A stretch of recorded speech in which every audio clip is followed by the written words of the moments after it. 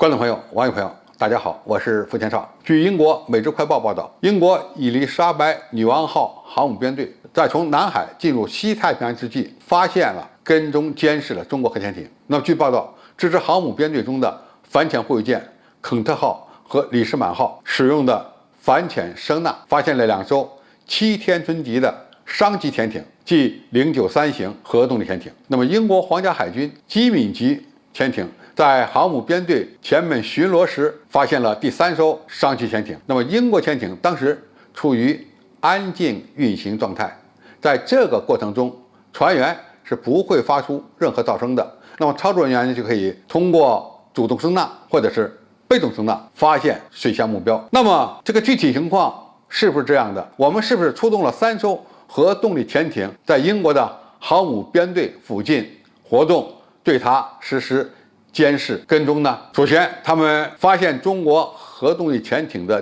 区域不在南海，而是在菲律宾海。也就是说，无论是英国的伊丽莎白女王号的航母编队，还是中国的核潜艇，现在都已经出了南海区域，进入到了西太平洋。那么，西太平洋的水域非常大，英国的军舰和核潜艇，它怎么发现中国的核动力潜艇的呢？这是不是从一个侧面说明我们国家研发的核潜艇在隐身能力方面，或者是降低噪声方面还存在着不足呢？实际情况并非如此。据说这次英国军舰和潜艇之所以能够发现中国在其航母编队附近活动的核动力潜艇，是因为他们使用了主动声呐进行搜索。那么这就意味着双方的距离大概是不足10公里。我们知道潜艇的隐身呢，主要强调的是被动隐身，就是你尽量减小你发出的噪声。那么无论是潜艇内部的动力系统，还是外形以及外面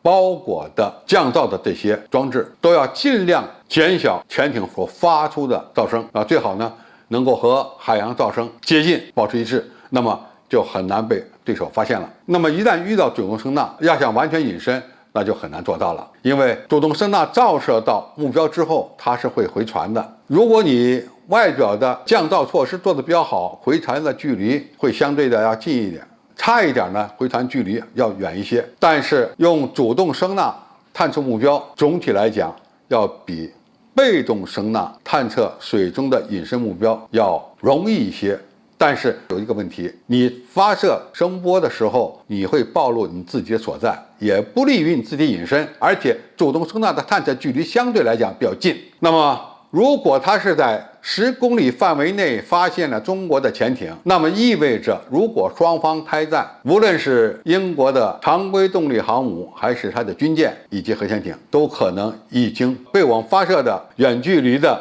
鱼雷所命中了。我们知道鱼雷的射程，特别是重型鱼雷射程要远远超过10公里。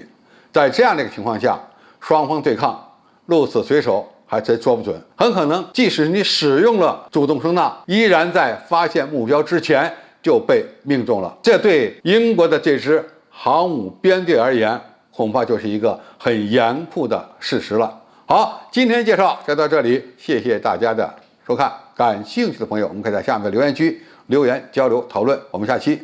再见。